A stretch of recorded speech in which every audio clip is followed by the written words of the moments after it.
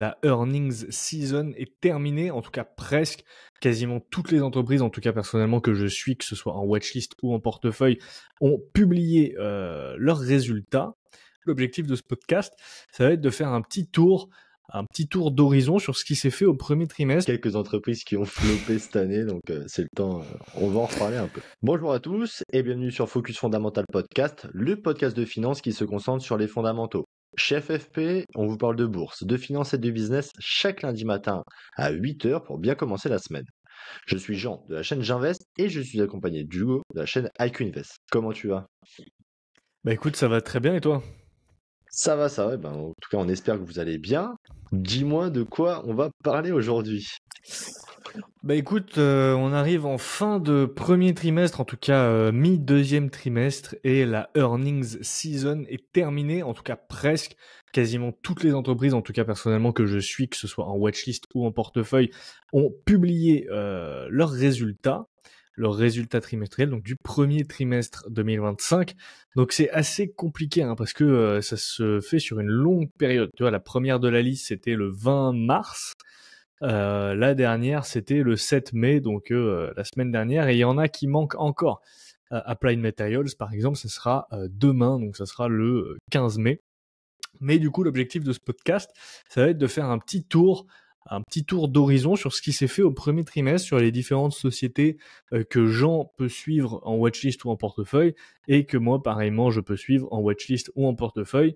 Alors le but, ça va pas être de faire un deep dive par entreprise, mais juste de revenir sur ce qu'a fait l'entreprise, sur sa croissance, sur les chiffres, grosso modo les principales décisions, nos prix justes et ce qu'on pourrait faire par rapport à la société. Voilà, le but, ça va être un peu d'échanger, de faire le point sur nos sociétés, de voir un peu tâter le terrain entre ce qu'a Hugo en portefeuille, ce que j'ai en portefeuille, et puis je pense qu'on a quelques enfin quelques entreprises qui ont flopé cette année, donc c'est le temps, on va en reparler un peu. Tout On à fait, commence? puis ça vous permettra aussi vous d'avoir des idées et potentiellement aussi de vous tenir à jour si vous avez des positions en commun avec nous. Et sans plus tarder, on va commencer par Nike. Donc, elle a publié le 20 mars 2025. Alors, juste aller Ouais, ça en... sera, petite précision, désolé de te couper, ça sera par Ouais. ordre chronologique de publication des résultats. Donc Nike a été la première à publier et également tous les chiffres qu'on va vous donner seront en year over year. C'est-à-dire qu'on va prendre les croissances entre Q1 2024 et Q1 2025. Parce que quand on est en trimestriel, il y a deux méthodes pour calculer la croissance, soit en year on year, soit en quarter on quarter. Donc year on year, c'est ça, c'est qu'on prend le premier trimestre 2024 et on le compare avec le premier trimestre 2025. Ça permet de gommer la saisonnalité. Il y a pas mal d'entreprises qui ont de la saisonnalité et qui font par exemple plus de chiffres au quatrième trimestre, notamment dans la consommation.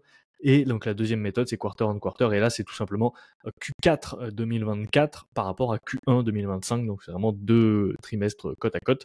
Donc là, ça sera la première méthode. Donc à chaque fois, tous les pourcentages qu'on vous donnera, ça sera par rapport au premier trimestre 2024, donc d'il y a un an. Absolument, c'est plus parlant, surtout qu'il y a certaines sociétés qui sont en trimestre décalé, enfin en bilan décalé, comme Nike par exemple. Je vais parler de son dernier trimestre, et en fait, son dernier trimestre, c'est celui qui s'est passé entre janvier et fin mars. Donc, sur ce, Nike, là, écoutez, l'action n'en finit plus de baisser. Dites-vous que depuis le début de l'année, elle a perdu 20% et sur un an, elle a perdu que 37%. Donc, je ne perds pas espoir, sauf bien évidemment quand je lis ce qui s'est passé pendant le trimestre. Pour vous donner un petit aperçu de Nike, le chiffre d'affaires a fait moins 9% par rapport à N-1, enfin par rapport à l'année dernière du coup. Les ventes au détail, elles ont été impactées en forte baisse en janvier et en février pour rien changer. La division Nike, Nike Direct, donc en fait les baskets et tout ce que vous voulez qui sont vendus directement via leur site internet, là aussi ça descend de seulement moins 10%, donc une baisse quand même relativement brutale. Mais il y a tout qui baisse, pas de jaloux, parce que même les marges brutes, dites-vous qu'elles sont en baisse trimestre par trimestre, à cause notamment des remises, donc les fameuses soldes et des coûts d'inventaire. La marge brute, le premier trimestre 2025, on était premier trimestre 2022. Ouais, alors, vu que c'est en bilan décalé, 4, c'est. du coup. Hein? Ouais, c'est ça. 2024. 2024, ouais. Bon, la marge brute, on était à 45%. Le trimestre suivant, on est passé à 43%. Et ensuite, le troisième trimestre, on est passé à 41%. Donc, ça fait quand même 4 points de marge, 4 points de pourcentage en baisse en marge brute, ce qui est vraiment pas mal.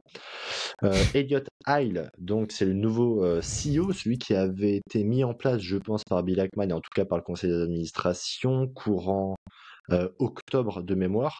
On en avait parlé quand on a fait le deep dive sur Nike. Donc c'est un mec, il est là, enfin il a commencé en tant que stagiaire et il a fait tous les échelons. Il a commencé vraiment, il triait les papiers et maintenant c'est le CEO. Il est revenu à la rescousse quand Nike a fait n'importe quoi à cause des décisions de son ancien PDG. Donc voilà, faut donner du temps au temps. Elliott Heil vraiment met un point d'honneur pour que Nike se reconcentre vraiment dans son domaine de prédiction, donc le sport, la performance, etc. et pas un peu streetwear qui part dans tous les sens. Voilà, donc faut donner vraiment du temps au temps. L'ancien PDG a quand même abîmé la marque. Il avait notamment coupé les ventes via certains canaux de distribution comme Amazon, etc. Donc c'est vraiment compliqué et faut être patient. Juste pour vous donner juste pour vous donner la valorisation. Donc moi mon prix juste il est de 67$ et forcément vu que j'ai fait une erreur, mon prix de revient unitaire il est à 80$. En plus Ah, tu l'as acheté forcément cher. non pas tant que ça, hein. Non, mais par rapport à ton prix juste. Ouais, Parce que là, en fait, bien sûr. je vois le cours de bourse, il ressemble à une descente aux enfers, mais elle est toujours quand même à 20 PE. Elle est Dis-toi quand même que ouais. elle a des résultats pourris et elle a un PE plus élevé que Google. Non, mais c'est vrai, c'est un délire. Je pense que vraiment le marché, j'ai l'impression qu'il est fou avec Nike parce que tellement qu'on est obsédé par justement cette marque forte, cet avantage concurrentiel qui est, bon voilà, dans la vie, il y a quoi? Il y a Ketchup, Heinz, enfin Ketchup, Apple et Nike en marque forte vraiment. Et mais est-ce que ça mérite un premium à ce point-là alors qu'elle tape des moins 10% de croissance d'année en année sur le chiffre d'affaires? C'est quand même cher. Et justement, donc mon prix de revient unitaire, il est à 80$. En plus, c'est une belle position quand même. Enfin, c'est une moyenne position de mon portefeuille, donc un peu compliqué pour pouvoir se renforcer dedans. Et Bill Ackman l'avait acheté à 90$ de prix de revient unitaire. Ah. Autant dire que lui aussi, niveau pricing, il a pas fait les choses à moitié. Donc voilà. Donc honnêtement, pour Nike, des chiffres absolument éclatés. J'aimerais bien me renforcer parce que, bon, mine de rien, Nike, ça reste Nike. Faut quand même laisser le temps à Elliott Heil de rattraper toutes les conneries, enfin toutes les erreurs qu'a fait l'ancien PDG. Voilà, donc je vais essayer de la racheter. Là, c'est vrai à l'heure où on tourne le podcast, le S&P 500 vient de repasser en positif, donc depuis le début de l'année, donc il a gommé toute sa perte du mois d'avril qui a été plutôt conséquente et plutôt directe. Voilà, donc là aujourd'hui, elle se négocie à 62$. Pourquoi pas la renforcer? J'hésite pour le mois prochain. Euh, Ça reste une action relativement bradée, mais entre guillemets. Donc, je vais refaire ma petite analyse dessus, tranquillement, posément, et peut-être envoyer une cartouche pour pas moyenner à la baisse, parce que j'aime pas ce terme, mais étant donné que je la trouve forcément en dessous de mon prix juste, un prix juste à 67$ avec des estimations de croissance relativement safe. Sur le free cash flow, j'ai pris 8% de croissance et en valorisation, en price to free cash flow, j'ai pris 20. Donc ça reste quand même relativement safe. Voilà. 20, c'est cher, hein, techniquement. 20 c'est cher, mais par rapport à ce qu'elle a envoyé par le passé, tu vois, elle devrait normalement, si elle retrouve de sa splendeur, le multiple de valorisation devrait réaugmenter et les croissances des free cash flow. Parce que mine de rien, tu vois, mine de rien, en 2020, etc., Nike, ça a été l'action qui a jamais eu des free cash flow en négatif. Alors que Adidas, elle, a eu des free cash flow en négatif. Tu vois, en marque discrétionnaire, c'est vraiment la marque qui s'en sort à chaque fois. Elle a les plus belles marges, elle a le plus gros avantage concurrentiel par rapport à ses pairs. Et elle a jamais, elle a jamais fait un trimestre dans le négatif au niveau de ses free cash flow, contrairement à plein d'autres marques de son secteur. Ouais. Dis-moi tout. C'est vrai que quand tu dézoomes et que tu prends en période annuelle sur 30 ans là sur l'application, application IQ Invest, hein, bien sûr. Pour ceux qui ne savent pas de quelle application on parle, vous aurez le lien, enfin c'est www.iq-invest.fr ou app.iq-invest.fr. Vous trouverez relativement facilement. Mais bref, quand on regarde les graphiques sur 30 ans, c'est vrai que la courbe des revenus est assez magnifique. Les marges, globalement, elles sont stagnantes, hein. C'est toujours les mêmes depuis 1994. Elles n'ont pas bougé. Les retours sur capitaux, par contre, ils se sont améliorés et les actions en circulation ont diminué. L'entreprise a quasiment divisé par 2 son nombre d'actions en circulation. Donc, c'est quand même, voilà, à long terme, faut rendre à César ce qui est à César. Les chiffres sont magnifiques. Tu pourrais l'avoir en portefeuille? Non. Non, et j'en avais parlé dans le deep dive sur Nike, c'est que pour moi, en fait, c'est pas du tout une marque qui me parle, probablement parce que je suis pas la cible, tu vois, mais le problème, c'est que Nike, je suis d'accord avec toi, à la base, c'est pour le sport, mais on sait tous que les gens qui achètent du Nike, ils font pas de sport, et c'est pour ça que j'ai un peu du mal, tu vois. Tu veux recentrer la marque sur le sport, ok, je veux bien, mais la majorité de ta clientèle, ils font pas de sport. Et surtout, moi, j'ai du mal avec ce positionnement luxe bas de gamme, tu vois, genre tu sais que Nike, tout est fabriqué en Chine, tout est éclaté. Bon, c'est pas aussi éclaté qu'Adidas. Ouais. Adidas, c'est vraiment pourri niveau qualité. Moi, j'avais acheté des jogging Adidas, c'est vraiment infâme, infect comme qualité. Mais du coup, non, Nike, je suis d'accord, il y a une marque forte, mais en fait, la marque me parle pas et j'aime pas la marque, tu vois, donc c'est... Oui, puis encore une fois, elle se négocie quand même à 20 PE, donc c'est pas non plus gratos, quoi. Bah, c'est plus cher Google, encore une fois. Et Google, c'est Google. Je préfère acheter du Google. C'est clair. Bon, seconde action. Donc seconde action, United Health. Donc elle a publié le 17 mars 2025, donc son premier trimestre. Alors, je l'ai en portefeuille. Pour ma part, c'est une seconde action que j'ai. Donc pour ceux qui la connaissent pas, c'est une entreprise américaine, c'est un peu comme la sécurité sociale, ou un peu comme une mutuelle, vu qu'il n'y a pas de sécu à proprement dit aux US, mais c'est vraiment une énorme mutuelle, c'est la première mutuelle américaine de santé. Son business model, pour ceux qui ne connaissent pas, il est relativement simple à comprendre, il repose sur 2 piliers, donc l'assurance santé, avec la vente d'assurance santé aux particuliers, aux entreprises, aux retraités via le Medicare qui avait été mis en place par Obama, et même via l'État, hein, parce qu'il faut savoir que c'est United Health, donc une entreprise privée qui gère vraiment toute la santé, en tout cas tous les frais de santé aux États-Unis. Bon, pour faire simple, hein, c'est un peu le même fonctionnement qu'avec nos mutuelles, hein. Nous, on paye de l'argent, enfin, on paye une prime d'assurance chaque mois, et en échange, United Health couvre nos frais médicaux, donc hospitalisation, médicaments et tutti quanti. Et son second pilier, donc c'est la branche Optum, c'est la fameuse branche où justement le CEO s'était fait descendre à New York en fin d'année dernière. Et donc la branche Optum, c'est le service de santé, donc c'est la partie en plus forte croissance. Et en fait, United Health a vraiment dans son business model la volonté d'être verticale un maximum, parce que via cette branche-là, elle détient des réseaux de cliniques, elle détient des hôpitaux, elle détient des médecins, alors entre guillemets, elle les détient, hein. En gros, elle fournit directement des soins médicaux.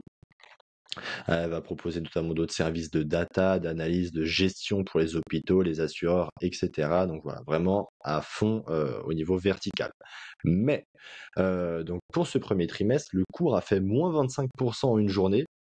Autant vous dire qu'elle n'a pas fait des résultats excellents hein, si elle a fait moins 25%.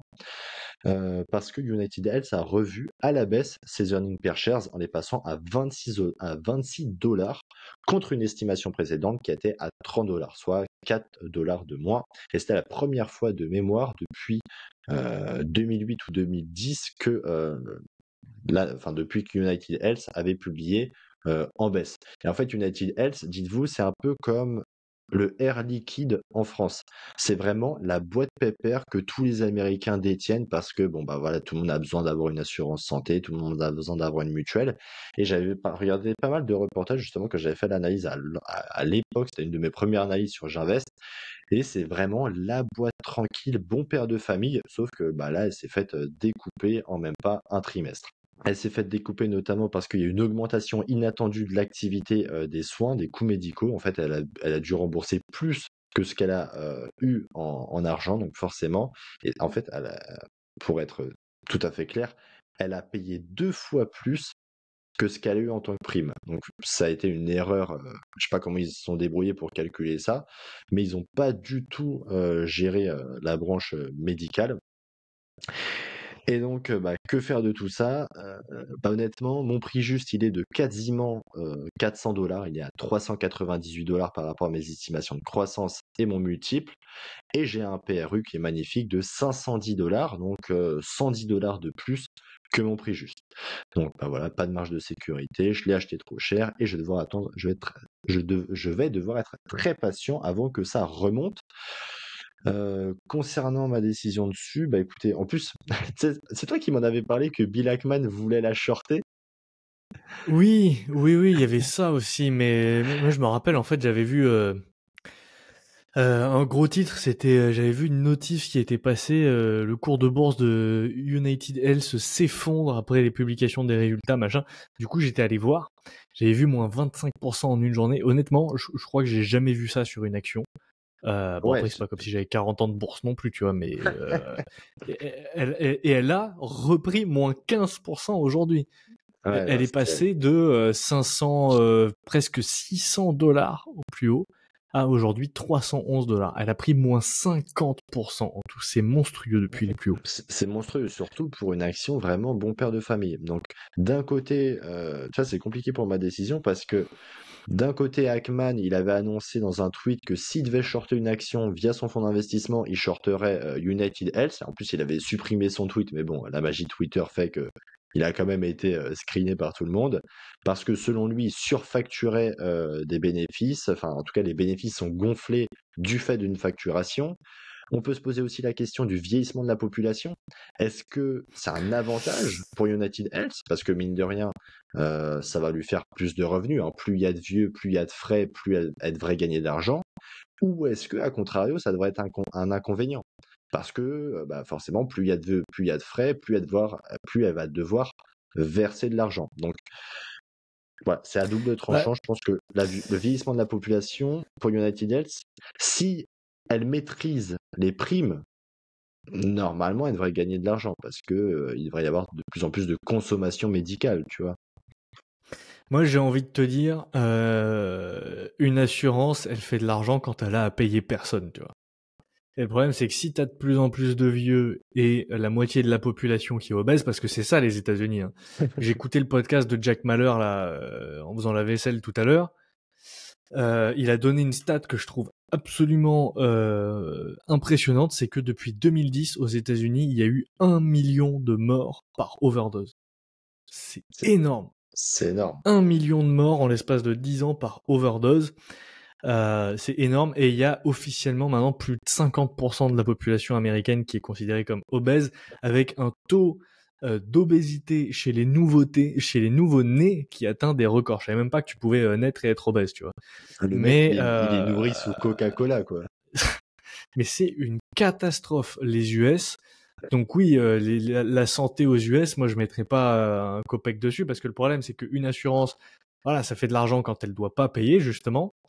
Euh, Si elle doit payer la moitié de la population, elle fait plus d'argent. Ou alors faut qu'elle augmente les prix, mais si elle augmente les prix, son CEO il se fait buter. Et en plus de ça, j'avais vu comme quoi le gouvernement américain paye de moins en moins son Medicare. Parce que ce qui rapporte à United Health, c'est que, en gros, moi, de ce que j'ai compris de comment ça marche, les gens souscrivent à l'assurance United Health, United Health avance les frais de santé, et ensuite United Health envoie un courrier au gouvernement américain en lui disant « Ok, moi j'ai payé ça, ça, ça, tu dois me rembourser ça, ça, ça. » Sauf que si le gouvernement paye pas, ben, grosso modo, c'est United Health qui se retrouve à avancer les frais et à l'avoir pour sa pomme. Ouais, c'est un peu le problème de elle, c'est qu'elle est vachement dépendante Et en fait à tout ce qui est la politique US. Donc déjà il y avait Obama, ensuite il y a eu Trump qui veut couper les coûts. En fait il y a beaucoup d'Américains, il y a beaucoup de comment dire, il y a beaucoup de politiques qui voudraient s'en passer de justement de United Health ou même de CVS, enfin ses principaux concurrents. Donc personnellement, pour United Health, bah, je vais attendre qu'elle remonte un peu parce que encore une fois, j'ai pas la nécessité de la revendre à l'instant T. Tu vois, si je la revends aujourd'hui, c'est pour rien acheter à côté. Donc je vais pas la revendre tout de suite, mais en tout cas, dès qu'elle arrive, je pense à mon prix, voilà, auquel je l'ai touché à peu près. Et ben je solde ma position, je récupère l'argent, j'aurais fait une opération flat dessus, mais en tout cas, je ne veux plus affaire à avoir à ce genre de sociétés qui sont trop dépendantes, pas des contrats, enfin si, de contrats gouvernementaux, qui sont trop dépendantes à la santé.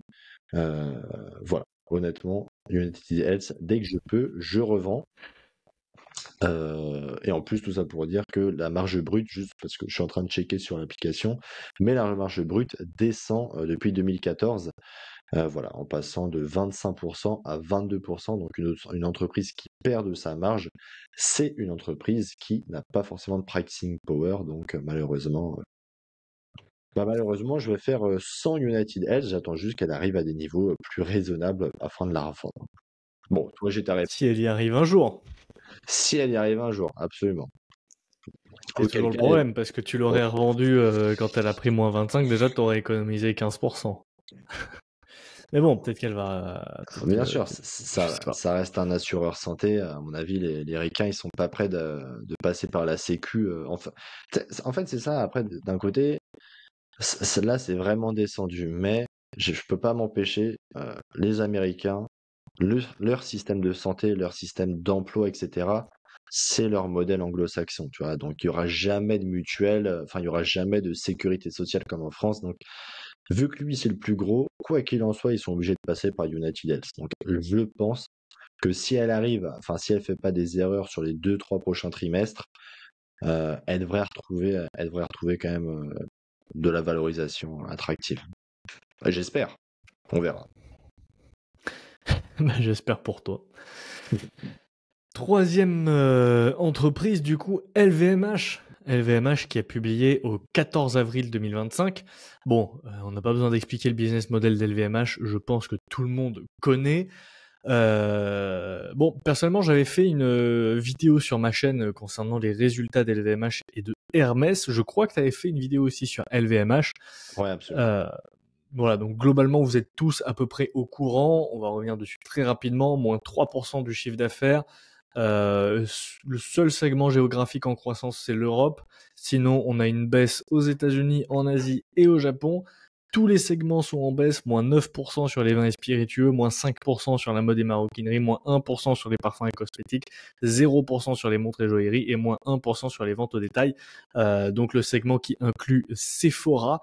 Donc voilà, c'est très décevant de la part d'LVMH. Personnellement, ça ne me surprend pas et ça ne m'a pas surpris parce qu'on sait tous que l'économie chinoise est en grande difficulté, en tout cas au niveau de sa consommation et de son marché interne pour plein de raisons. Oui, l'économie chinoise exporte beaucoup et sait produire beaucoup de choses, mais le problème c'est que l'économie chinoise est dans une bulle spéculative énorme. Pour vous donner un chiffre, ils ont 3 fois plus de logements que de population. C'est-à-dire qu'aujourd'hui, ils ont tellement construit, en fait, le gouvernement chinois a tellement construit en Chine qu'ils ont de quoi héberger 3 milliards de personnes. Donc, il y a une bulle immobilière monstrueuse. Ce qui a fait en fait gonfler le PIB depuis toutes ces années, c'est les subventions du gouvernement dans la construction et dans l'industrie. Donc voilà, forcément, tu te retrouves avec des villes entières qui sont inhabitées, qui sont vides, et tu te retrouves aussi avec des parkings entiers, par exemple, à perte de vue de voitures abandonnées. En fait, ils produisent tellement, mais dans plein d'industries, mais tu vois, dans l'industrie automobile par exemple, ils produisent beaucoup plus que ce qu'ils peuvent exporter. Ils l'ont tellement subventionné, en fait, ils ont tellement essayé ils sont tellement intervenus dans le marché que l'offre et la demande, ils l'ont complètement déséquilibré en faveur de l'offre, et du coup, ils se retrouvent à avoir avoir un surplus monstrueux en termes de production industrielle et également en termes d'immobilier. Donc forcément, l'économie chinoise, ça va pas fort, surtout quand on a une population qui va être divisée par deux en l'espace de 20 ou 30 ans, puisque forcément, la politique de l'enfant unique, c'est pas très intelligent, puisque au bout d'une génération, forcément, ta population est divisée par deux, puisqu'il faut a priori 2 personnes pour en créer une, tu vois, donc c'est mathématique.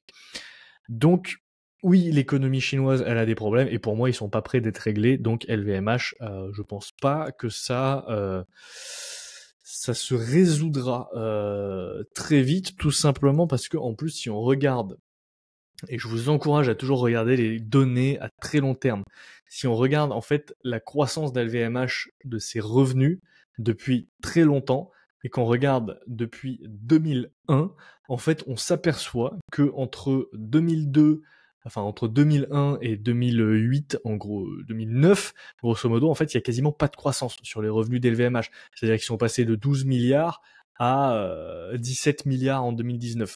Grosso modo, elle te faisait entre 0 et 12%, 10% par an, la plupart des années autour des 5% plus tôt, quoi.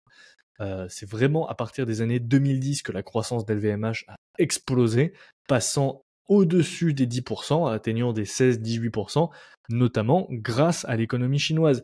Et pour moi, s'il n'y a plus l'économie chinoise, je vois pas comment LVMH peut retrouver ces niveaux de croissance-là. Peut-être qu'elle pourra retrouver une croissance autour des 5%, 6% par an, mais certainement pas du 16-18% pendant 10 ans comme elle a connu, grâce justement à cette économie chinoise. Donc voilà, personnellement, je pense que LVMH, il y a encore de la place pour que ça baisse. Je suis toujours convaincu que c'est une entreprise qui peut valoir le coup. Personnellement, j'ai eu un prix juste, enfin j'ai mis une hypothèse de croissance encore plus agressive. Du coup, j'ai un prix juste aujourd'hui à 426 €. Et personnellement, je pourrais éventuellement reconsidérer rouvrir une position sur LVMH si elle passe en dessous des 450, et je pense que c'est tout à fait possible. Il suffit que le trimestre prochain soit encore mauvais, qu'elle nous refasse un trimestre en négatif, et ça peut tout à fait passer en dessous des 450, voire des 400 €. Absolument. Et t'en dis quoi de la Qu'est-ce que t'en penses, succession? toi? Je te repose une question juste avant, après. Est-ce que tu pourrais lâcher... Parce que tu as vu, il y a eu la nouvelle actualité qui vient de sortir, comme quoi ça serait le Ouais, j'ai vu. fils qui pourrait potentiellement reprendre les rênes. En tout cas, il a mandaté le fils à la division, c'est boissons, en tout cas, enfin, c'est alcool. Ouais, vin et spiritueux, il Ouais, fout son 20 fils au front, là, clairement.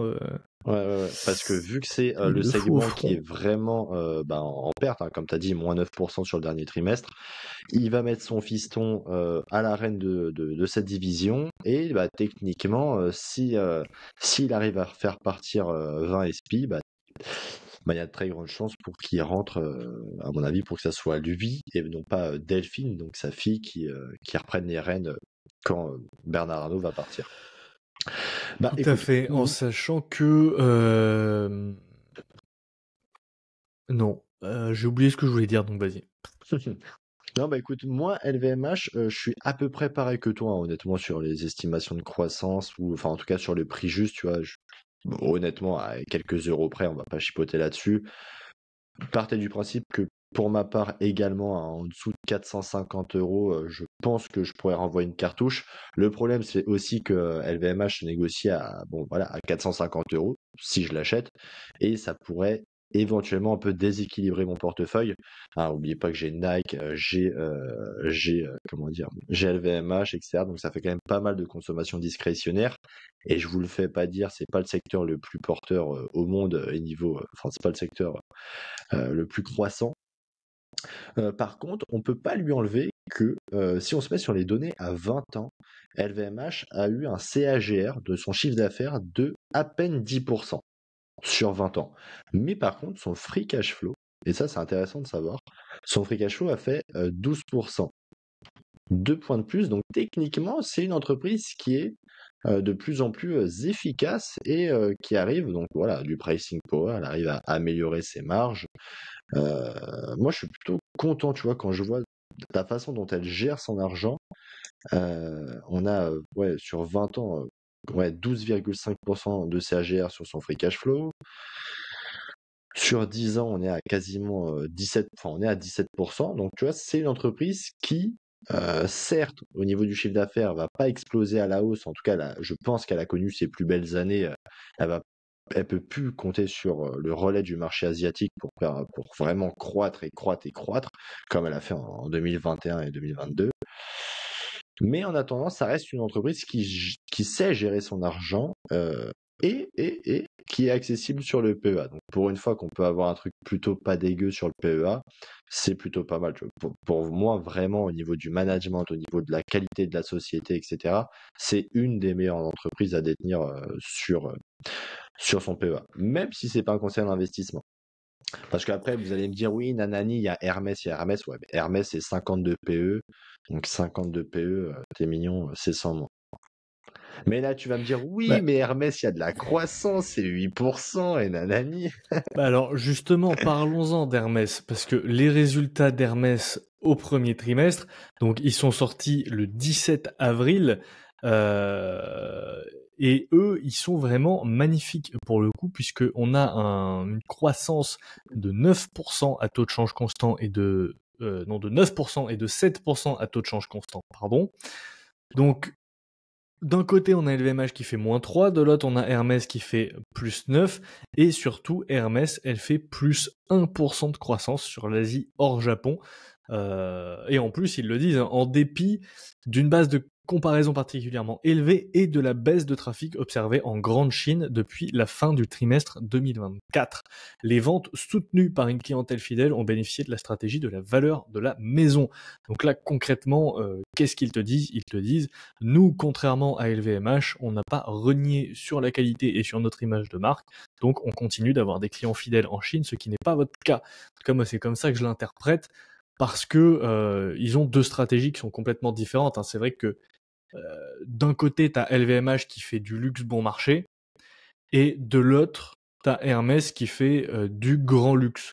Donc LVMH, il s'adresse à une clientèle moyenne classe / aspirante / nouveau riche, alors que Hermès, il s'adresse à une clientèle ultra riche, en général qu'on peut qualifier de old money, donc une clientèle qui a déjà de l'argent potentiellement depuis plusieurs générations. Donc c'est pas du tout le même type de clientèle, et surtout, pour moi, il y a aussi des problèmes sur LVMH concernant l'image de marque, puisque bon, ils ont une communication quand même assez wokiste, tu vois, sur ces dernières années. Tu rentres dans n'importe quel Sephora, tu peux le constater. Et puis tu sais, t'as eu plein de scandales Ouais, sur bien le sûr. fait qu'ils fabriquaient leurs sneakers sur des chaînes d'assemblage de basket Nike en Chine. Enfin, il y a quand même des problèmes, quoi. Compliqué, faut pas la toucher cher. Puis elle est toujours à 20 PE, mine de rien. Encore une fois, 20 PE, putain, c'est plus cher que Google, hein. C'est clair. Et ouais, faut pas l'oublier, ça. Mais du coup, ensuite, très rapidement, on a ASML qui a publié le 16 avril également 2025. Alors ASML, ils sont en creux de cycle. Bon, vous le savez, vous connaissez le business model d'ASML, hein, c'est des machines de lithographie. Sinon, allez écouter notre podcast sur Applied Material, le deep dive. On a expliqué de A à Z comment fonctionnent les semi-conducteurs. Mais grosso modo, donc ils ont fait plus 46% sur le chiffre d'affaires, mais encore une fois, la base de comparaison est très faible parce qu'ils avaient fait un premier trimestre 2024 catastrophique. Donc ils sortent progressivement du creux de cycle sur les semi-conducteurs, plus 92% également sur les EPS. Par contre, attention, parce qu'il y a un fort impact des tarifs à prévoir, notamment en 2025. Même si, bon, les tarifs, écoute, est-ce qu'ils existeront un jour? On ne sait pas, parce qu'un coup, il y a des tarifs, un coup, il n'y en a plus. Là, ils viennent encore de faire une pause de 90 jours sur les tarifs en Chine. T'as l'impression que le gouvernement Trump est en train de C'est découvrir sa n'importe quoi. stratégie au jour le jour. C'est du grand n'importe quoi. C'est n'importe Mais, quoi. mais voilà, personnellement, mon seul regret sur ASML, c'est de pas en avoir racheté à 520 euros là quand elle s'est cassée la gueule en avril. Personnellement, j'ai un prix juste autour de 627 euros. Mais bon, elle ne passe plus dans ma checklist récente. Donc dans tous les cas, techniquement, je ne peux pas la renforcer vu qu'elle ne rentre pas dans ma checklist.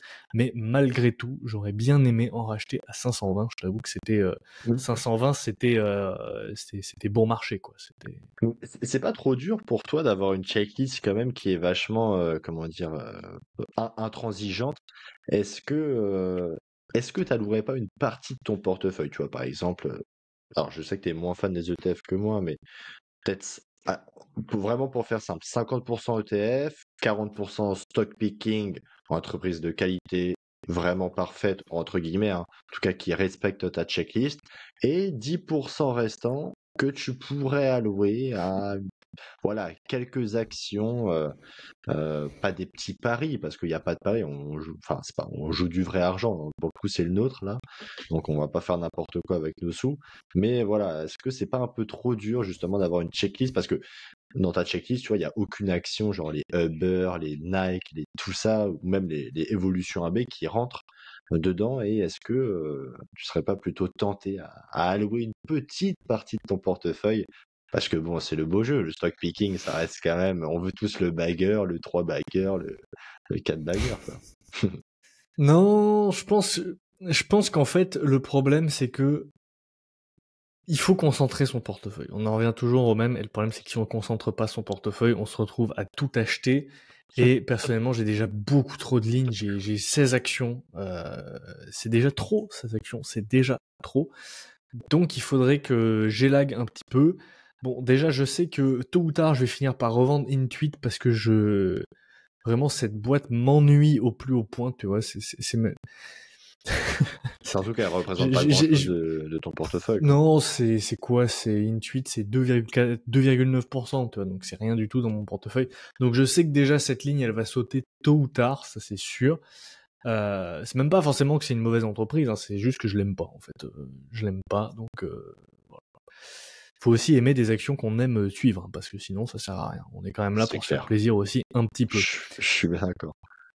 Et d'ailleurs, petite anecdote également sur Intuit. Alors, je sais que c'est pas leur cœur de métier, d'ailleurs, en parlant de cœur de métier, je sais pas combien ça représente de leur segment. Je vais te dire ça grâce à l'application EquiInvest, qui est géniale et qui a toutes les données dont vous rêvez. Donc, sur le segment d'Intuit, qui est consumer, qui représente à peu près 27% des ventes, tu vois, tu as notamment un logiciel, un CRM qui s'appelle Mailchimp, qui te sert à envoyer des mails, à gérer pas mal de trucs. Bon, t'as zéro coût de changement dessus, hein. Honnêtement, pour avoir moi-même fait l'expérience, j'ai basculé de Mailchimp à Mailjet pour gérer mes mails. Pourquoi? Parce que Mailchimp est beaucoup trop cher, franchement, il se touche. Je me suis retrouvé à payer des prix aberrants parce qu'en fait, il paye au nombre d'abonnés alors que Mailjet, tu payes au nombre de mails. Donc c'est différent. Personnellement, j'ai le nombre d'abonnés à la liste email qui augmente vite, mais j'envoie pas forcément beaucoup de mails, tu vois, j'en envoie qu'un par semaine.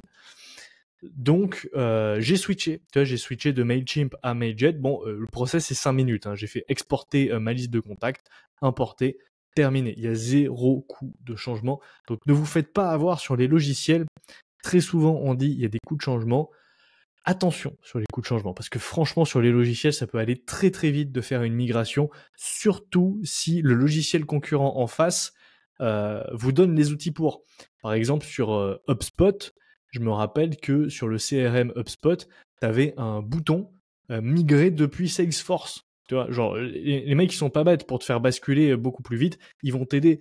Donc, tu as des passerelles hyper rapides pour migrer entre les différents logiciels. Donc, c'est pour ça que personnellement, je pense que je n'achèterai plus jamais d'entreprise purement logicielle, que ce soit Intuit ou que ce soit voilà, du Salesforce ou même du Adobe par exemple. Ça, c'est terminé pour moi. Ou du Palantir. Ah ouais, non, mais là, c'est encore pire. Non seulement tu as du logiciel, mais en plus, le client, c'est l'État. Je te jure. Il n'y a rien qui va. Et en plus, les SBC, c'est 60% des free cash flow. Il n'y a rien qui va dans cette boîte. Rien. Rien qui va. Non, mais Je vais parler. sinon, ensuite, il y a encore 2 actions très rapidement avant de te relaisser la parole. Pas C'est de par ordre soucis. chronologique, donc on n'a pas fait par ordre de. Enfin bref. Donc MSCI, ensuite le 22 avril 2025. Donc MSCI, vous connaissez tous, c'est les indices MSCI World, blablabla. Ils font aussi plein d'autres trucs. Ils font des logiciels pour notamment les gestionnaires de fonds. Ils font aussi tout ce qui est calcul de notation ESG, etc., etc. Enfin non, ils font pas les calculs de notation, mais ils font des logiciels qui permettent d'avoir les données. Grosso modo, plus 10% du chiffre d'affaires, toutes les régions en croissance, tous les segments en croissance, plus 13% sur le segment des indices, c'est le segment avec la plus forte croissance, 98% de revenus récurrents et une rétention en hausse à 95,3%, plus 15% sur les EPS et également le lancement d'un partenariat avec Moody's pour fournir des solutions sur les évaluations de risque de crédit. Donc MSCI, c'est très bon, on reste à plus 10% de croissance. Rien à signaler, c'est un business qui est ennuyant mais efficace. Moi je la mets dans la même catégorie que S&P Global, Mastercard et Visa. T'en entends pas parler, ils font pas de bruit, mais ils te font toujours du plus 10%. Prix juste, moi c'est autour des 552 euros. C'est trop cher aujourd'hui, mais j'ai pu en racheter un petit peu, je crois que c'était en janvier ou février de mémoire. J'en avais racheté un petit peu. Ok. Ouais, parce qu'en plus, je vois MSCI. Bah, rien qu'aujourd'hui, elle est arrivée à ton prix juste du coup. Ah non, je me trompe. Ah, par contre, en avril, ouais, le 7 avril, elle était descendue à 500 $. Putain, t'es arrivé à des niveaux pas très très chers. Enfin, Ouais, chacun bah ses estimations de croissance. attends, je vais te Bon, on dire est ça. à Je 39 l'ai de racheté PE. quand? 39 de PE, il se touche, hein. Ouais, par contre, après, historiquement, c'est comme Hermès, hein, elle a toujours été ultra chère, cette boîte. C'est cher. Et ouais, c'est cher. Ouais, honnêtement. Par contre, ouais, comme tu dis, c'est Ouais, des c'est business cher. solides, quoi. Honnêtement, ce sont des boîtes, tu vois, genre Visa, S&P Global, Moody's, MSCI, t'as même pas besoin de lire leur trimestre. C'est tellement Bah oui, flat. limite, c'est T'as clair. juste ce qu'ils font en croissance, pas plus. Tu vois, Visa, honnêtement, c'est une boîte, je crois que je suis même pas allé voir leur trimestre depuis. Non, je suis juste allé lire leur dernier trimestre. Mais ce sont des boîtes, voilà, il se passe rien, quoi. C'est solide, ça génère du cash. Le réseau Swift, c'est génial parce que bah, c'est un monopole et nanani nanana, mais c'est ultra, ultra pépère. Et au niveau de la croissance, même la performance, c'est pas mal, je crois. Rien que sur Visa, je dois être à 30%.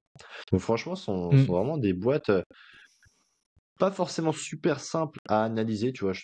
Parce que si vraiment tu veux aller dans le détail, il faut quand même comprendre le système du crédit, le système des notations, etc. Donc ça reste quand même, on parle pas de Nike ou d'LVMH, mais honnêtement, à avoir en portefeuille, si vous la touchez à un bon prix, c'est vraiment, je pense, de bonnes entreprises, bons pères de famille.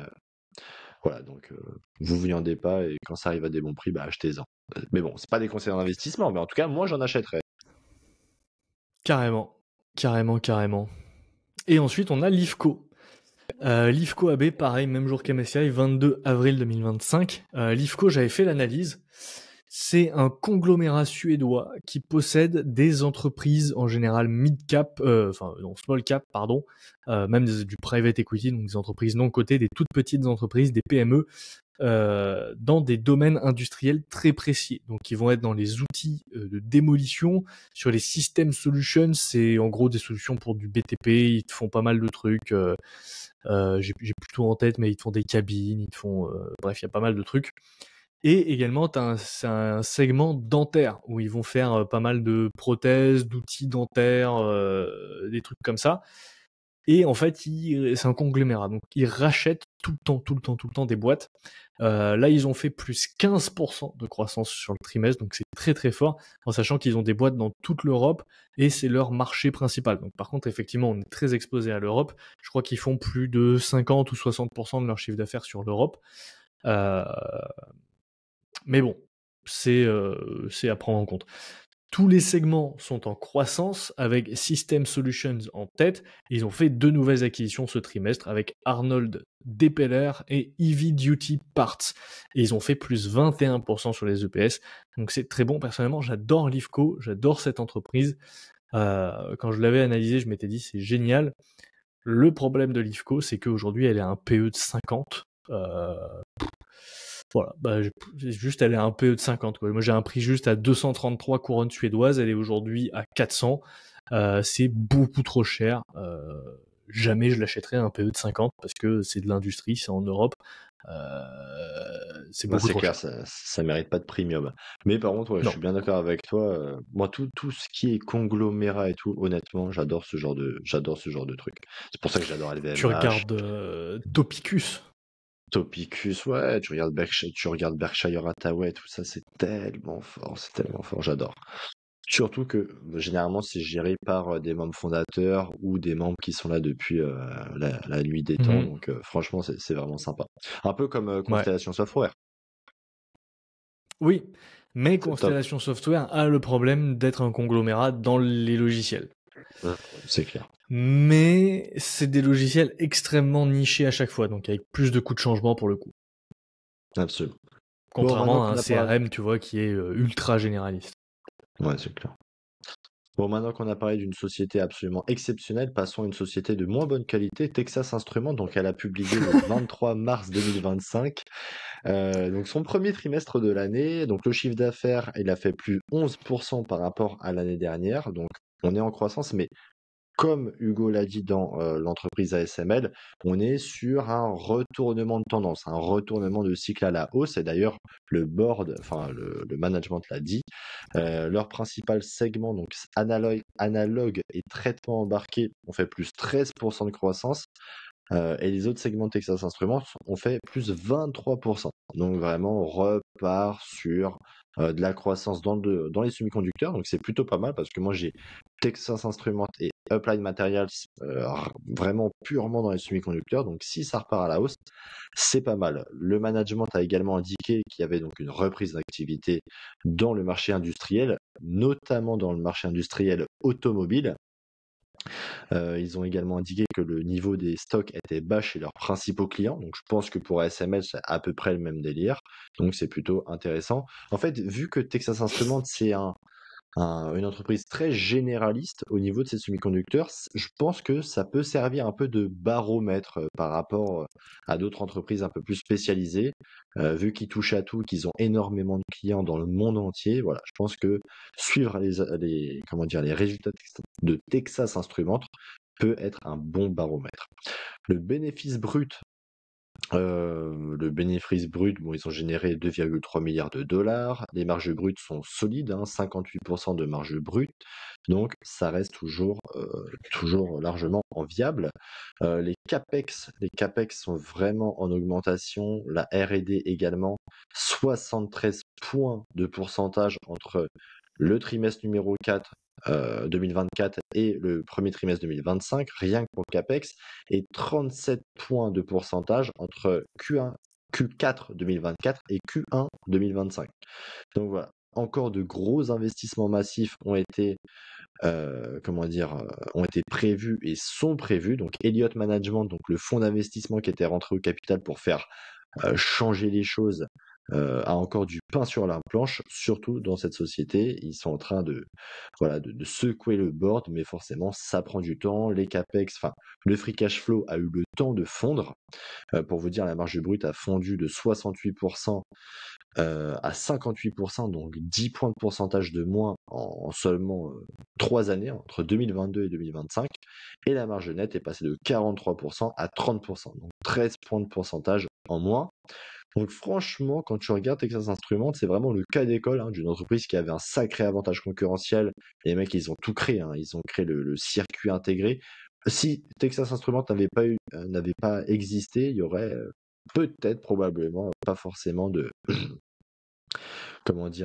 semi-conducteurs aussi performants aujourd'hui. C'est eux qui ont vraiment créé toutes les bases de cette industrie.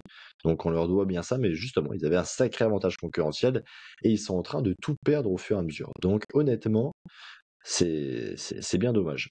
Concernant mon prix juste, il est de 116 dollars. Vous vous en doutez bien que je ne l'ai pas acheté à ce prix-là. Votre serviteur l'a acheté à 161 dollars. Autant vous dire que c'est un peu plus cher. Et aujourd'hui, elle est retournée dans le positif par rapport à mon prix d'achat. Je suis à peu près 16% de performance. Donc, qu'est-ce que je vais en faire? Bah écoutez, c'est un peu mitigé. Parce que moi, j'adore suivre des sociétés dont des fonds activistes sont à l'avantage, enfin, sont au board, etc. Parce que je kiffe. T'aimes bien les sociétés en difficulté, pour rester poli. Ouais, c'est ça, j'aime bien les sociétés en difficulté. Je sais pas, je trouve ça tellement intéressant. Mais en fait, je me dis à chaque fois, au lieu de les avoir comme un con en portefeuille, pourquoi tout simplement je les regarde pas de loin et pourquoi je regarde pas de loin voilà comment Bill Ackman va réussir à soulever Uber ou Hertz et comment Yacht Management va réussir à refaire gagner de sa splendeur à Texas Instruments. Voilà, moi, bah, forcément, je suis mauvais canard, je les ai en portefeuille. Donc, forcément, Tu le suis pas, Bill Ackman, sur Hertz? non, non, non, non, il y a des limites à la, non, non, non, il y a des limites à la connerie. Non, non, elle est vraiment, franchement, pour avoir fait l'analyse, j'ai rarement vu une boîte aussi dégueulasse. Franchement, il y a rien, mais il y a rien qui va dans cette boîte. Si ça vous intéresse, j'ai fait une analyse qui a complètement floppé d'ailleurs parce que j'ai l'impression que ça vous intéresse pas tellement Hertz, mais en tout cas, j'ai fait le mérite d'en avoir une et honnêtement, j'ai rarement vu une entreprise de si piètre qualité. Le Bill Ackman est plutôt bullish dessus, mais bon, à voir ce qu'il va faire par l'avenir. En tout cas, il prévoit de très belles choses avec des associations entre Uber et Hertz, mais bon, on verra ça plus tard. Après, ceci Concernant dit, s'il nous refait une CP cassée, ça peut être très rentable, hein. Ah, c'est très très fort. Ah, attention, c'est très très fort après. Donc ma décision concernant Texas Instruments, bah écoutez, comme je vous l'ai dit, c'est un peu mitigé. En plus, une petite pondération de portefeuille, donc j'ai envie de dire que même si elle fait 4 baggers, ça va pas trop se ressentir dans ma performance. Il n'y a pas de très grand intérêt à ce que je la garde encore pendant longtemps. Donc je vais profiter de ce petit cycle haussier des semi-conducteurs, voilà, qui repart à la hausse, parce que je pense que Texas Instruments va pouvoir en profiter.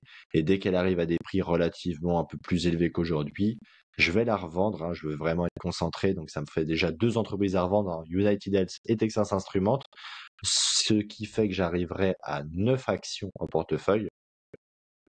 Voilà. Donc, en plus, elle respecte pas du tout enfin, plus, non, elle n'a jamais respecté ma thèse d'investissement, donc forcément, par conséquent, je vais la revendre dès que je peux. Bon, je suppose que toi, Texas Instruments, c'est sans toi, hein. Bah, moi, je t'avais déjà dit dans le podcast, dans le deep dive sur Texas Instruments, je crois que c'est notre deep dive qui a le plus floppé, d'ailleurs. Non. Si vous ne l'avez pas vu, allez quand même le voir, c'est super intéressant, même si Texas C'est Instruments vrai, ne non, vous c'est vrai. intéresse pas, ce n'est pas une entreprise de calculette. Non, non, c'est Mais, vrai. Mais le deep dive était très intéressant à préparer, ouais, pour le coup. Mm. tout à fait. Mais, par contre, niveau chiffres, c'est affreux, quoi. Il n'y a pas de croissance. Moi, c'est ça qui me dérange, c'est qu'il n'y a pas de croissance, quoi. Ouais, c'est ça. Ouais, de là, l'avoir. En fait, Il elle y est a très zéro intéressante à croissance. analyser, mais elle est pas intéressante à avoir en portefeuille, malheureusement. Bon, par contre, une entreprise qui est très, très, très intéressante à avoir en portefeuille, même si ce n'est pas un conseil en investissement, c'est l'entreprise qui a publié le 24 mars 2025. On va vous parler de Google. Google, on en a fait un deep dive dessus. Oui, sur Alphabet, on en a fait un deep dive. Non? Tu Ouais, me confirmes? Ouais, ouais, ouais, ouais, c'est ça. ouais. Donc, elle a fait le premier trimestre. Donc, elle a sorti son premier trimestre. Donc, très, très, très solide, hein. Tous les segments sont en hausse, sauf AdSense. Donc le chiffre d'affaires, il a fait plus 12% par rapport à N-1, enfin par rapport à l'année dernière.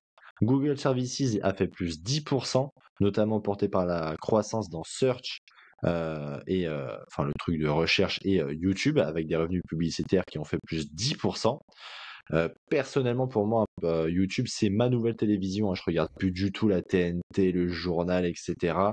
Ma génération, bah, après j'ai 24 ans, donc en tout cas, je pense que ceux de mon âge, on est bien plus fan et bien plus accro à YouTube qu'à la télévision. L'algorithme, il est juste monstrueux, hein. Impossible de pas mettre une nouvelle vidéo dans justement notre petite playlist à regarder plus tard. Ah ouais, C'est juste, alors moi, c'est juste peut y trop avoir fort. 300 vidéos dedans que j'ai jamais regardé, c'est l'enfer. C'est juste trop fort. Donc voilà, au niveau des chiffres, ça se voit, hein, YouTube compte plus de 1 milliard d'utilisateurs actifs par mois pour les podcasts seulement. Donc, tandis que YouTube Music et YouTube Premium comptent plus de 125 millions de souscripteurs. Donc, autant vous dire que ça fait pas mal de revenus mensuels. Les coûts totaux se sont élevés à 36,4 milliards de dollars, donc une augmentation de 8%. Donc en gros, ils ont plus investi, euh, enfin une augmentation de 8%, voilà, des coûts totaux. Le CAPEX sur OCF a fait plus 11% entre Q4 2024 et Q1 2025. Et Alphabet veut continuer d'investir malgré les CAPEX qui ont atteint quand même 75 milliards de dollars rien que pour l'année, enfin qui vont atteindre 75 milliards de dollars rien que pour l'année 2025, donc rien que pour cette année. Donc Alphabet investit beaucoup. Maintenant, il n'y a plus qu'à attendre si elle retrouve tout ce qu'elle investit dans son bénéfice et dans son chiffre d'affaires. Le bénéfice a fait plus 46%, donc le résultat net, soit 34,5 milliards de dollars, même s'il a été un peu faussé parce que d'après ce que j'ai compris, ils ont une société qui est non cotée en portefeuille et en fait je crois qu'ils l'ont revendu et ils se sont fait une méga plus-value dessus, donc faut pas partir du principe que le prochain trimestre Alphabet détiendra un bénéfice encore de 46%. C'est pas tenable. C'est la réglementation américaine qui veut ça, comment ça a été calculé. Donc les EPS sont également en hausse, quasiment 50%. Et ce que j'aime beaucoup, c'est forcément si les EPS sont supérieurs au chiffre d'affaires, si la croissance des EPS est supérieure alors, si la croissance des EPS, je me suis embrouillé, est supérieure à la croissance du résultat net, ça fait des rachats d'actions. Donc c'est plutôt pas mal. Google Cloud, donc les revenus sont en hausse, le cloud, le nuage, 28%, boosté par les solutions d'intelligence artificielle. Les subscriptions a fait plus 19%. Et ça, c'est fort, hein. Ça, c'est YouTube Premium. Ça, c'est très très fort. Ça veut dire que de plus en plus de gens s'abonnent à YouTube Premium. Et d'ailleurs, petite anecdote, j'ai franchi le pas. En tout cas, mon père a franchi le pas. Il a pris l'abonnement YouTube Premium, tu sais, famille. Ouais. Bon, alors déjà, ça coûte un rein. Ça coûte 30 balles par mois. Ah ouais. C'est hyper cher. Bon, t'as le droit à 7 comptes, je crois. Bon, mais ça reste hyper cher. 30 balles par mois, franchement, je m'y attendais pas. C'est beaucoup plus cher que Apple One. C'est aussi beaucoup plus cher que Netflix. Donc vraiment, c'est hyper cher. Et honnêtement, ça change la vie. Ah, quand t'as plus les pubs sur YouTube, ça change la vie. Et tu sais, moi, je regarde beaucoup sur l'Apple TV, sur la télé. Ah, les pubs sur la télé, c'est l'enfer. À chaque fois, tu te tapes 1 minute. Je pense, les gens qui écoutent le podcast là sur YouTube, sans YouTube Premium, si vous avez des pubs, vous devez avoir une pub toutes les 10 minutes. Ça doit être l'enfer à écouter. Eh ben, croyez-moi, je ne reviendrai pas en arrière. Je suis très content de donner mes 30 €, en tout cas, les 30 € de mon père à Google tous les mois. C'est vrai que c'est très très fort. Franchement, moi j'adore. Et tu voulais juste rajouter quelque chose sur l'intelligence artificielle? Ok. Alors, pour ma part, Google, donc ce mois-ci, je vais essayer d'en racheter, mais le problème, c'est que la bourse est vraiment remontée très, très, très fort. Ouais. J'ai vu ce mois-ci qu'il y avait un risque concernant Apple. Apparemment, il y a quelqu'un du management d'Apple qui a mis en avant comme quoi Safari, enfin, Google pourrait être remplacé par Safari. Alors, en gros, c'est dans le procès.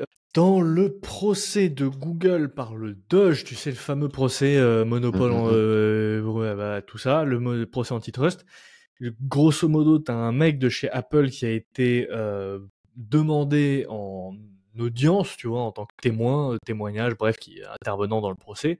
Et il a déclaré, du coup, que chez Apple, il cherchait des solutions pour intégrer des requêtes IA dans Safari.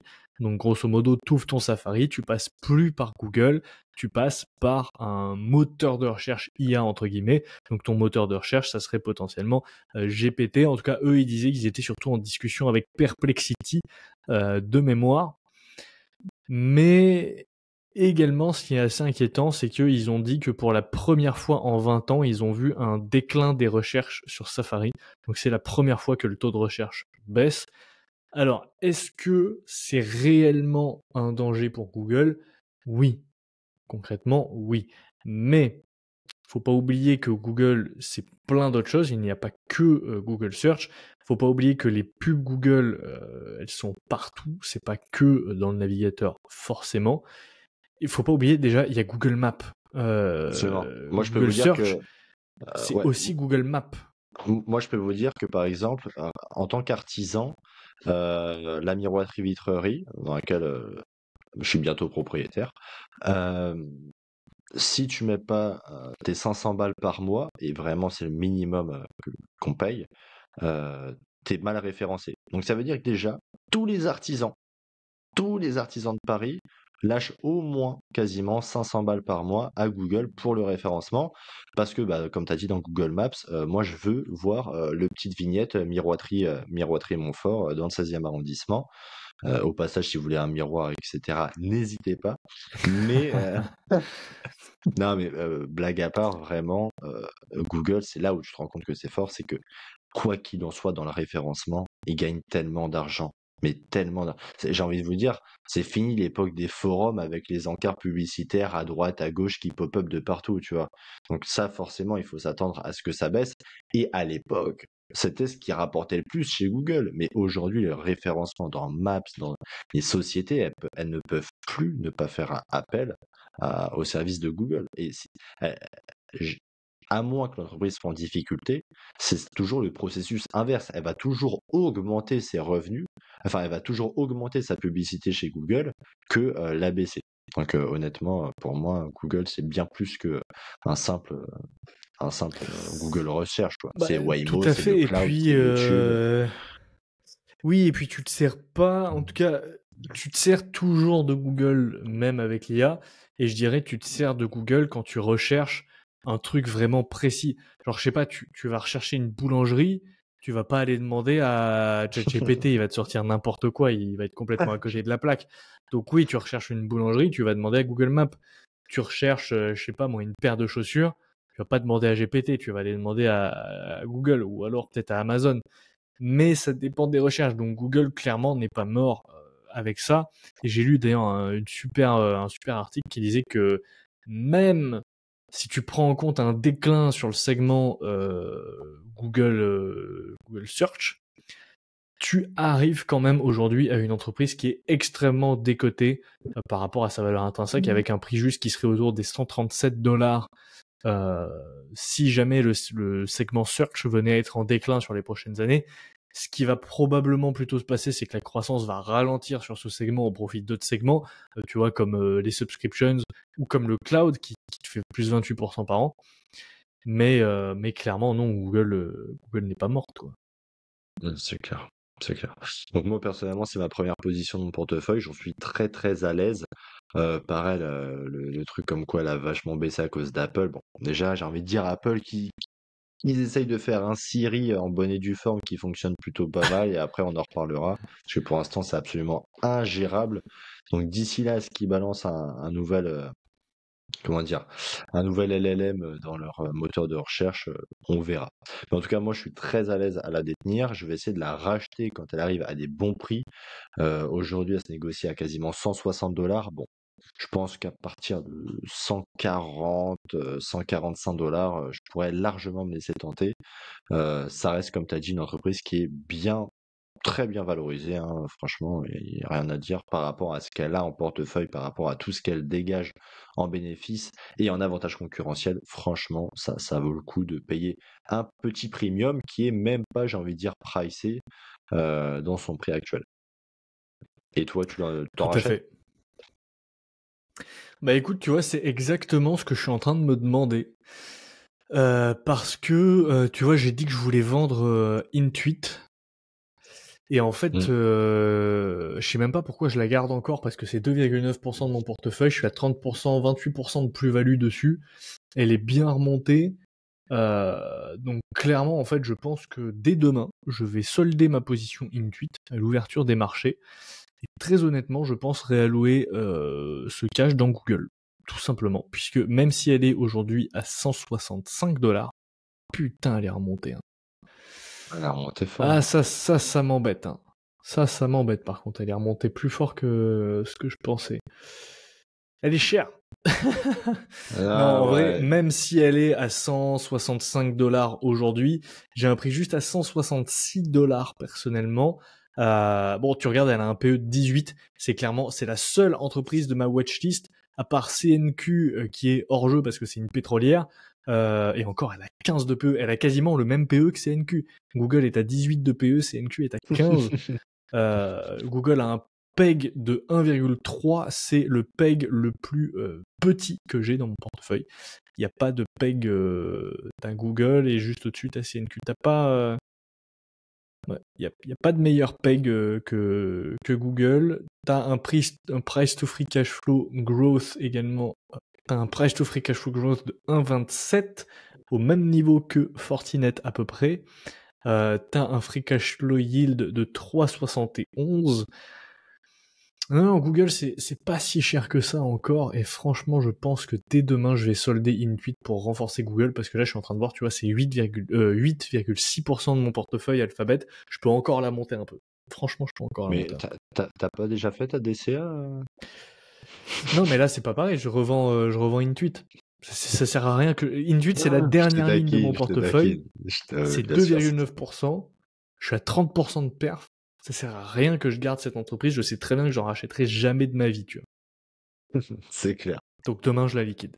Bon, bah, en tout cas, vous l'avez compris, hein, on aime bien Google. Tu veux nous parler un peu de Dutch Bourse? Tout à fait, effectivement. Donc, Deutsche Börse, alors très rapidement, c'est l'équivalent de Euronext, qui n'a pas encore publié ses résultats d'ailleurs, donc on va pas pouvoir vous en parler. Mais c'est la bourse allemande, grosso modo, ils ont la place boursière de Francfort, ils ont aussi une chambre de compensation, donc une fameuse clearing house qui s'appelle Euroclear, je crois, de mémoire. Ou alors Euroclear, c'est Euronext, je sais plus. C'est Euroclear, je crois que c'est Euronext. Ah, donc c'est Clearstream Deutsche Börse. Je crois que c'est ça. Bref, ils ont pas mal de choses. Ils ont aussi des logiciels, notamment pour les fonds d'investissement, des logiciels spécifiques avec plein de données. Ils ont la majorité de leurs revenus quand même qui proviennent du trading and clearing. Donc grosso modo, les frais qu'ils perçoivent quand tu négocies un titre sur leur place boursière. Donc dites-vous que par exemple chez Trade Republic, tous les titres Trade Republic sont cotés à Xetra. Donc Xetra, c'est la bourse de Francfort, c'est la Deutsche Börse. Donc à chaque fois que vous passez un ordre chez Trade Republic, vous donnez un petit peu d'argent à la Deutsche Börse.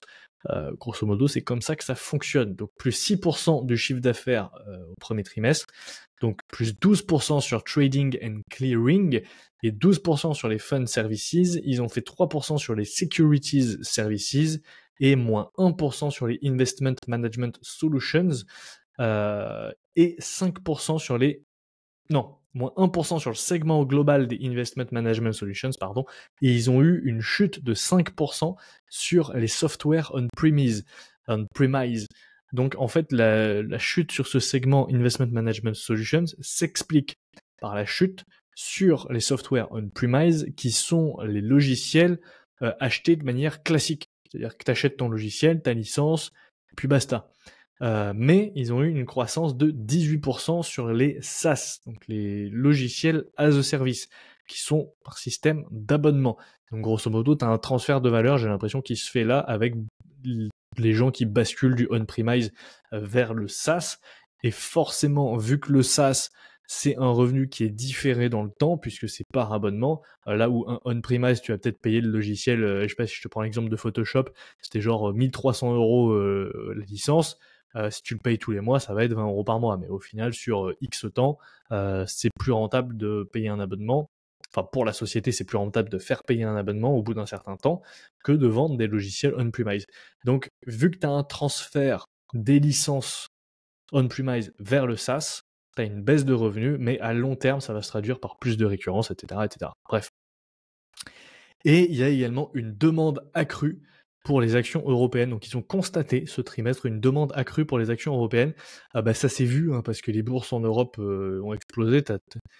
Voilà, quand tu as du Livco AB à 50 de PE, j'ai envie de te dire, il y a une surévaluation des marchés européens aussi. C'est pas que les marchés américains qui sont trop chers. 6% également sur les EPS. Donc un bon trimestre, mais pas incroyable. Pour le coup, elle a fait mieux les précédents trimestres Deutsche Börse. Personnellement, je l'ai chopé vraiment pas cher, autour des 180 €. Pour te donner un ordre d'idée, elle est à 300 aujourd'hui, donc quasiment x2 sur Deutsche Börse. Non, elle est à 280. Je suis à 57% de performance sur Deutsche Börse, donc j'ai encore un peu de marge pour le x2. Mais j'ai 179 € de PRU, elle est à 280 €. J'ai un prix juste de 214 € personnellement, mais c'est beaucoup trop cher aujourd'hui. Elle a un PE de 26, c'est trop cher. Ensuite, S&P Global, 28 avril 2025, la publication des résultats. S&P Global, bon, ils font plein de trucs. Les notations de crédit, vous connaissez tous. AA, AAA, machin. Et ils font également pas mal de logiciels pour les entreprises, mais également aussi des indices, puisque c'est eux qui font l'indice S&P 500 et l'indice Dow Jones. Donc forcément, si vous achetez un ETF S&P 500, mais vous payez une petite part de vos frais de gestion à S&P Global. Donc ça, c'est très cool. Donc ils ont fait plus 8% de croissance sur le chiffre d'affaires au premier trimestre. Tous les segments sont en hausse et leur segment record, c'est justement les indices, avec plus 15% de croissance sur les indices, plus 9% au total sur les EPS, et S&P Global prévoit par contre une année plus modeste en 2025, notamment à cause des fluctuations de marché et des incertitudes qui impactent les marchés, que ce soit de la notation de crédit ou les marchés boursiers en général. Forcément, si les gens sortent de la bourse, il y a moins de frais sur les ETF, donc il y a moins de frais qui rentrent dans le segment indice. Donc croissance moyenne pour S&P Global, plus 8%, c'est pas incroyable. Elle nous a habitués à faire plus de 10%. Personnellement, j'ai un prix juste autour de 420 $. Aujourd'hui, elle est à 512 $, donc beaucoup trop cher. Mais pour le coup, c'est une entreprise que je pourrais renforcer si l'occasion se présente. Je suis bien d'accord avec toi. Moi, c'est une entreprise que je pourrais très largement acheter si l'occasion se présente également. Je pense que c'est vraiment une des meilleures sociétés en termes de qualité et en termes d'avantages concurrentiels sur le marché américain. Donc forcément, dans le monde entier. Et pour finir ce petit épisode, on va finir sur, je pense, une aussi des meilleures actions américaines qu'on a un peu parlé juste Alors avant. peut-être pour préciser, on va le faire en 2 épisodes. Ouais. Parce que en fait c'est assez. Moi je pensais que ça allait durer moins longtemps, tu vois, mais en fait on Non, non, parle, non. Je t'ai dit. on parle, donc on va le faire en deux. On va le faire en 2 parties. Donc voilà. Mm. Donc la semaine prochaine, ça va être la suite. Donc on va retrouver des Mastercard, des Markel et d'autres sociétés. Donc, pour finir l'épisode d'aujourd'hui, une entreprise qui a publié le 29 mars 2025, qu'on a parlé juste avant un peu, c'est Visa. Visa, donc elle a sorti son trimestre numéro 2, donc le mastodonte du paiement, hein, ça bouge pas, vous connaissez très bien la société, je pense. Elle a enregistré donc un volume de paiement qui a augmenté d'année en année et partout dans le monde, hein. Dites-vous que c'est plus 8% par rapport à l'année dernière.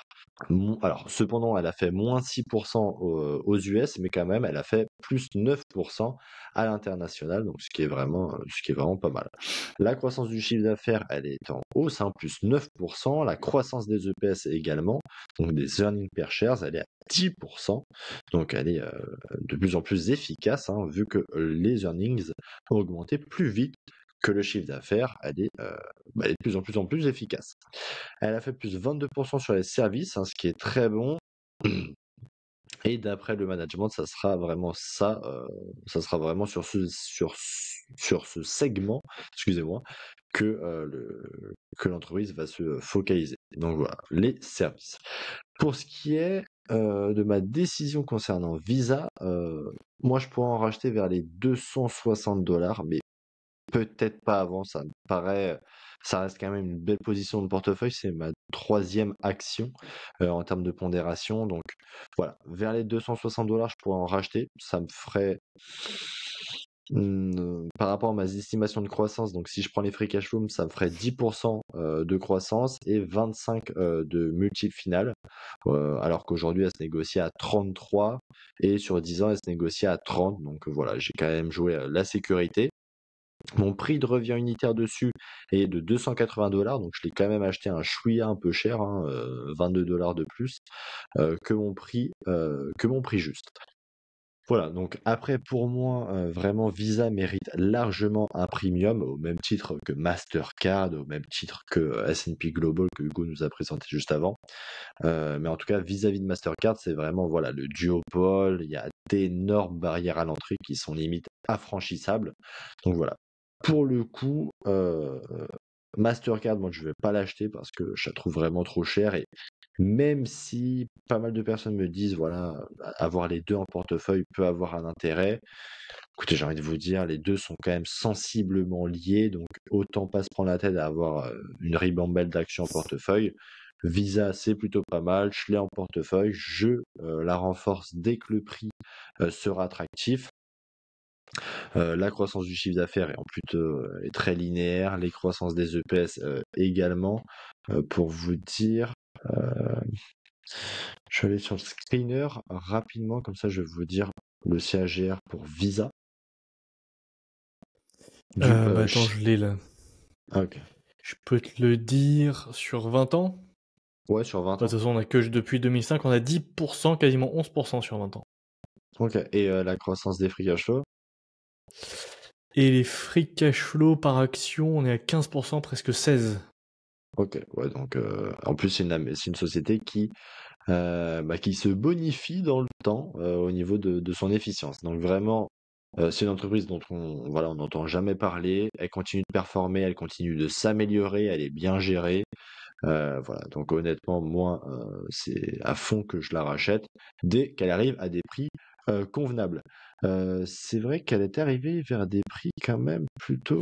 Ah non, pas du tout. Aujourd'hui, elle se trouve Ouais, aussi à ouais, ouais. 350 $. Bah alors personnellement, tu vois, j'ai un prix qui est beaucoup plus optimiste que toi sur Visa, puisque j'ai un prix juste vers les 327 $. Tout simplement, puisque moi, dans l'hypothèse, j'ai mis 12 de croissance sur les EPS et 28 de multiples finales en PE, sachant que c'est bien inférieur à ce qu'elle est historiquement, puisqu'elle a une médiane à 33. Et Visa, c'est le genre de boîte qui passe pas en dessous des 30. Honnêtement, si vous regardez sa courbe de PE sur les 10 dernières années, elle a quasiment jamais été en dessous des 30. Elle est passée en dessous des 30 en 2016, un petit peu en 2019, pendant le Covid, en 2022, et encore, quand elle était pas chère, elle était à 25, hein, c'est pas non plus... voilà. Donc, c'est une société qui a toujours été chère, toujours au-dessus de 30. Donc personnellement, voilà, j'ai mis 28. Et avec ça, j'obtiens un prix juste de 327 $. Aujourd'hui, elle est à 356. Donc en fait, elle n'est pas si chère que ça. Et personnellement, je pense que c'est le genre de boîte que je pourrais également renforcer si elle repasse en dessous des 327. Idéalement, on aimerait bien en dessous des 300, mais bon, faut pas rêver non plus. Encore une fois, c'est Visa, c'est pas une boîte qui va chuter énormément. Ah, c'est clair qu'elle est plutôt solide sur ses appuis. Bon, bah, Carrément. on a fait un bon tour là de ce qu'on a en portefeuille. On a 11 actions, on a présenté 11 actions, il nous en reste 11 pour la semaine prochaine, et en plus la semaine prochaine, on aura normalement les résultats d'Applied Materials et d'Euronext qui seront sortis à vous présenter en plus. Donc c'est cool. Bah ouais, carrément. Bah écoutez, merci Et à moi, tous de. et d'ailleurs, juste petite parenthèse, moi d'ici là, je vais vendre Intuit, je vais racheter Google, et je vous dirai la semaine prochaine à quel Des prix. nouvelles. Bon, très bien. Tout à fait. Bah écoutez, merci à tous de nous avoir écoutés. N'oubliez pas de liker et on se donne rendez-vous tous les lundis matins à 8h pour les prochains épisodes. Si vous voulez plus d'informations, de ressources, voilà, de finances, allez sur l'application IQ Invest. Sur ce, prenez soin de vous et de vos finances et on se dit à lundi prochain. Ciao, salut à tous. Ciao.